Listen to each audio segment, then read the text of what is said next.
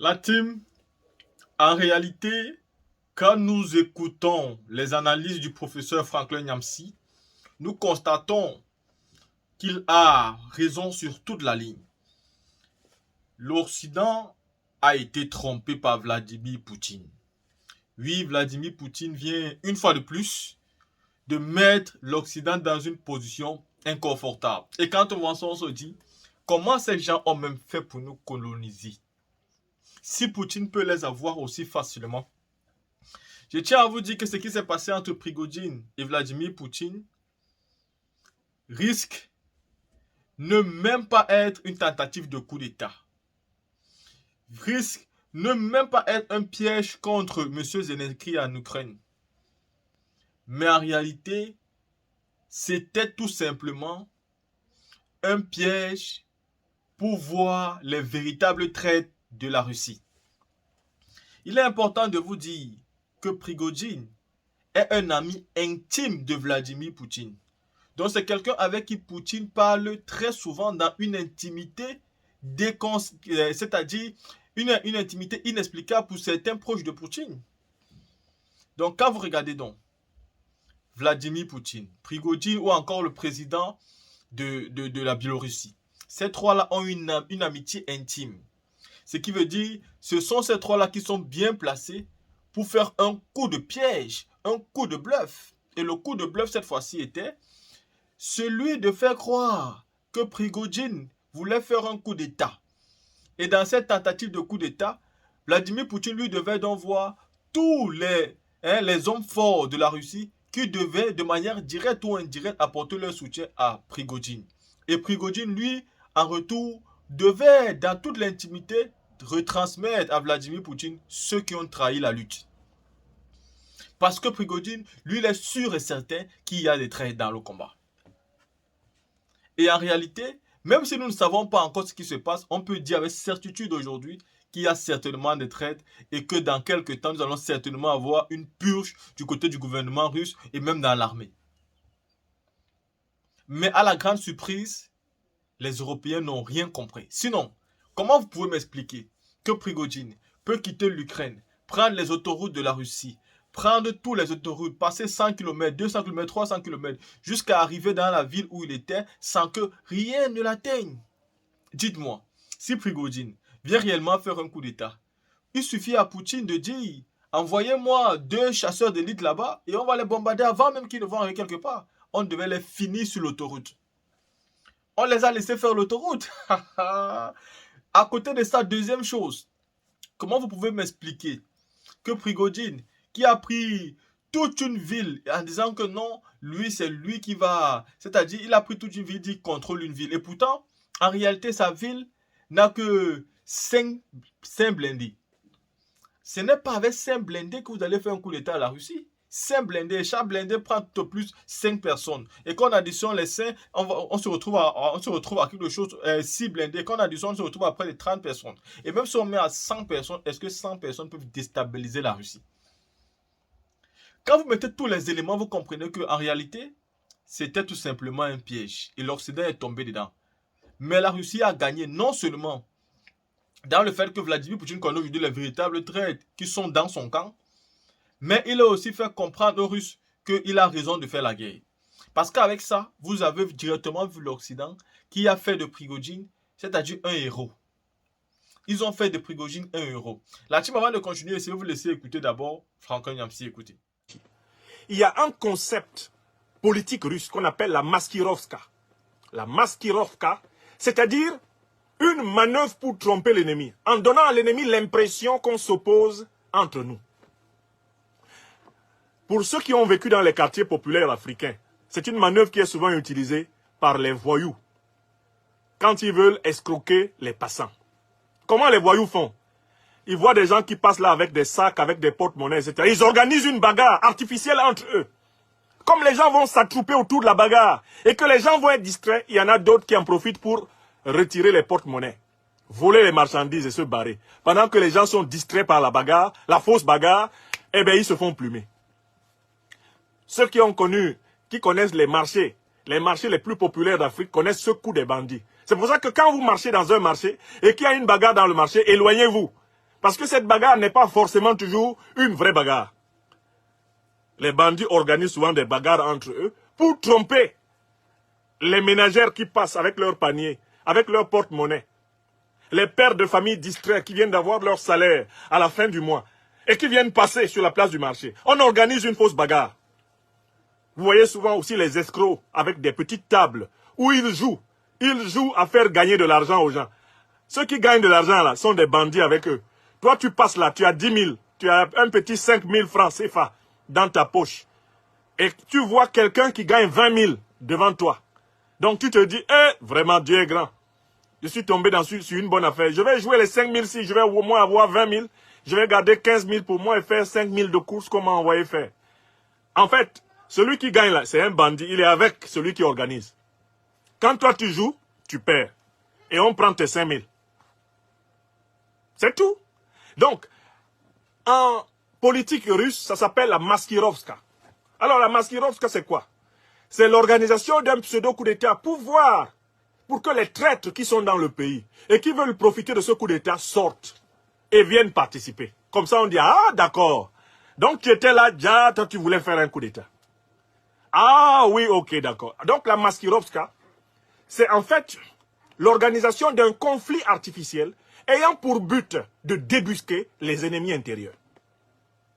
Ça, c'est la troisième hypothèse. Et cette hypothèse a fait vraiment le tour du monde. Alors, c'est une hypothèse qu'il faut prendre très au sérieux. D'abord parce que les liens entre M. Prigojine et M. Poutine sont intimes. Et sont des liens extrêmement lointains. Il y a des intérêts profonds entre ces deux hommes. Ça, c'est le premier point pour lequel je prends très au sérieux l'hypothèse de la maskirovka. Deuxième élément en faveur de cette troisième hypothèse.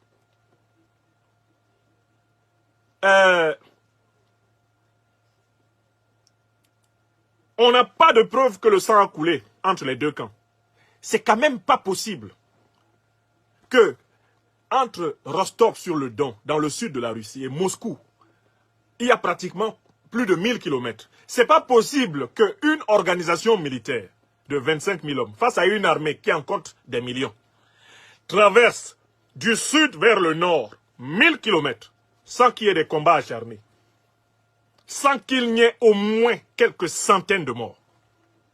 L'absence de bain de sang plaide en faveur de la maskirovska.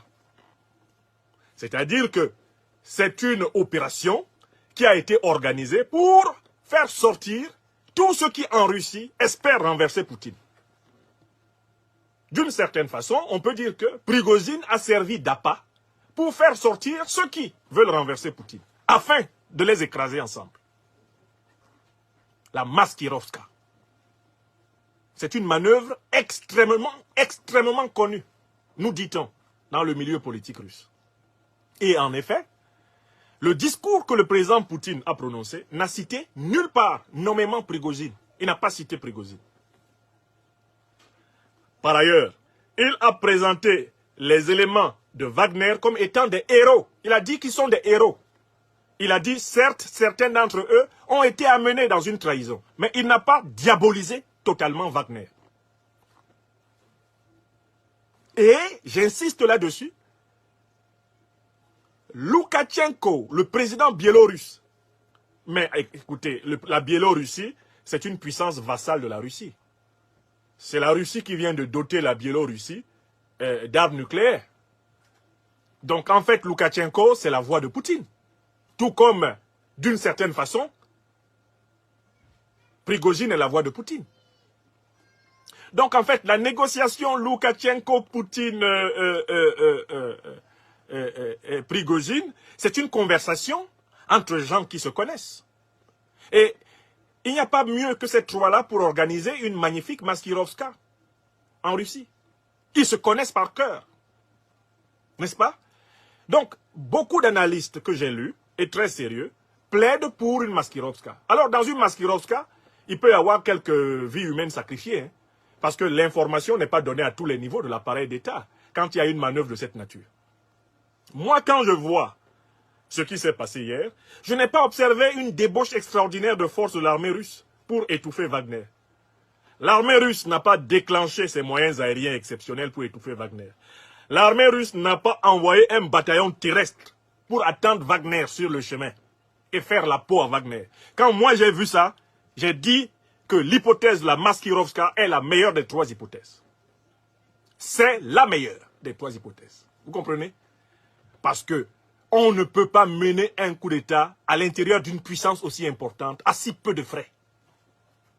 Il s'agissait d'une mobilisation ayant pour but de déclencher en réalité des sorties du bosquet, des autodévoilements d'ennemis intérieurs.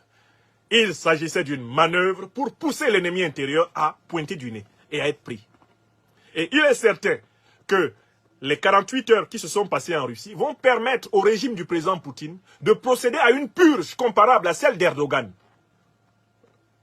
en 2014. Encore que, dans le cas d'Erdogan, il était vraiment visé. Les putschistes l'ont loupé. Par ailleurs, c'est pour moi une Maskirovka parce que cela a permis au régime du président Poutine de montrer que l'Occident aimerait le déstabiliser de l'intérieur. Cela a permis aux partisans pro-occidentaux de l'opposition russe de se montrer comme Khodorkovsky. Cela a permis à l'Ukraine d'assumer sa volonté de déstabiliser de l'intérieur le régime russe. C'est-à-dire cela a donné encore plus d'avantages au régime russe pour continuer son affrontement avec l'Ukraine. Donc c'est une Maskirovka.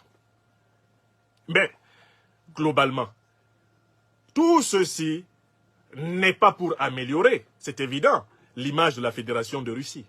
Une puissance forte, eh bien, quand elle est obligée de passer par des Maskirovka, avoue quelque part là certaines fragilités.